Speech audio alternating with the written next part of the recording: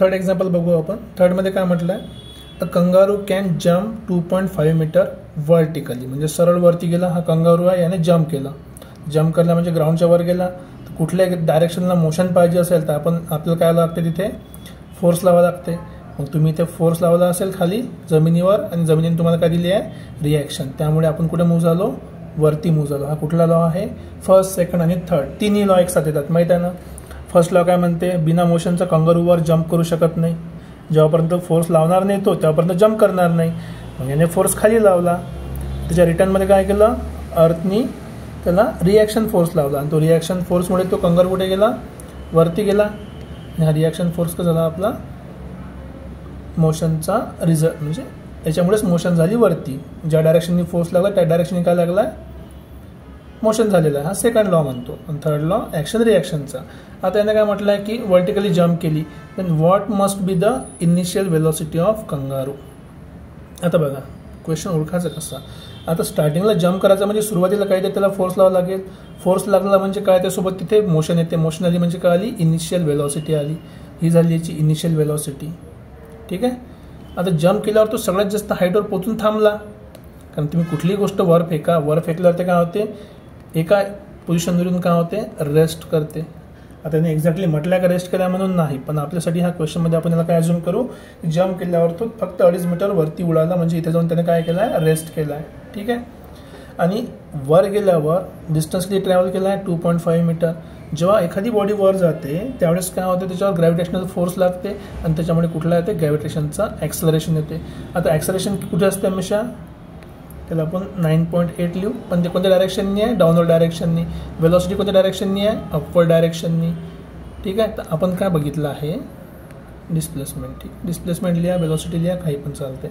पण आता आपल्याकडे सिम्पलचा क्वेश्चन आहे, सिम्पलचं सोल्युशन राहणार आहे. गिवन कंडिशन लिहा काय आहे, लेट इनिशियल वेलॉसिटी किती होती, इनिशियल वेलॉसिटी किती आहे, सुरुवातीची यू, ते माहिती आहे का आपल्याला, नाही माहिती. किती स्पीडनं तो वर गेला आणि किती फोर्स लावला आपल्याला काही माहिती नाही. आपण वेलॉसिटी काढणार आहे. फायनल वेलॉसिटी माहिती आहे का बरं, कारण की एकदा जम्प केल्यावर तो काय करणार आहे, वरती एकदा जाऊन थांबणार आहे. तर फायनल वेलॉसिटी व्ही किती झाला आहे, 0, कारण की तिथे मोशन काय आहे, रेस्टमध्ये कंगारू. किती डिस्टन्स ट्रॅव्हल केलं जम्प केल्यावर, सो डिस्टन्स ट्रॅव्हल्ड किंवा डिस्प्लेसमेंट म्हणा, डिस्प्लेसमेंट एस इक्वेशनसाठी किती आहे, 2.5 मीटर्स. आणि नेक्स्ट महत्त्वाची गोष्ट काय आहे, त्याच्यावर काय लागत आहे, ॲक्सलरेशन. म्हणजे ॲक्सलरेशन कशामुळे लागतं आहे, ग्रॅव्हिटीमुळं. आता लक्षात द्या, आपण एक साईन जेव्हा आपण व्हिडिओ बघितला होता किंवा ज्यावेळेस आपण साईनचं लेक्चर केलं होतं, की डायरेक्शन खूप इम्पॉर्टंट आहे मोशनमध्ये. तर जर मोशन तुमचं वर जात आहे, ॲक्सलरेशन खाली येत आहे, तर साईन काय लागणार आहे त्याची, negative. So acceleration equals to -9.8 metre per second square.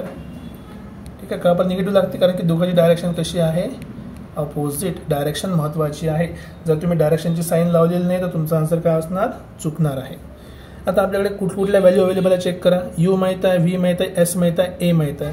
ह्या सगळ्या गोष्टी यूज करून आपण कुठलं इक्वेशन लिहू शकतो का, बिलकुल लिहू शकतो. बघा इथे टी तर आहेच नाही, तर फर्स्ट इक्वेशन जो आहे आपला मोशनचा तो यूज नाही करायचा, टी नाही आहे. सेकंड इक्वेशन आहे तो पण यूज नाही करायचा, त्याच्यामध्ये पण S is equals to U T plus half AT square आहे, तो पण यूज नाही करायचा. तर यू, व्ही आणि एस असणारं तिसरं इक्वेशन आपल्याकडे आहे. तो थर्ड इक्वेशन काय म्हणते, V square minus U square is equals to 2AS. इथे फक्त तुम्हाला फायनल व्हॅल्यूज पुट करायचे, तर आपण एक एक व्हॅल्यू पुट करू, बघा किती सोपं आहे.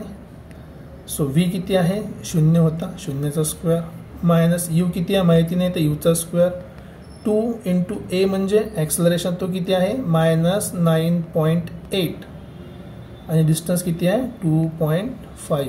बघा इथे किती झाला, मायनस यू स्क्वेअर, याचं मल्टिप्लिकेशन करा, तुम्हाला मिळणार -49. आता दोन्ही साईडला मायनस मायनस आहे, तर दोन्ही साईडच्या मायनसची व्हॅल्यूज काय होणार, कॅन्सल आउट. तुम्हाला काय मिळालं, यू स्क्वेअर इक्वल्स टू 49, म्हणजे इनिशियल वेलॉसिटीचा स्क्वेअर किती आला, 49. मग याचं तुम्हाला रूट घ्यावा लागेल बाय टेकिंग रूट. टेकिंग कुठला रूट, स्क्वेअर रूट.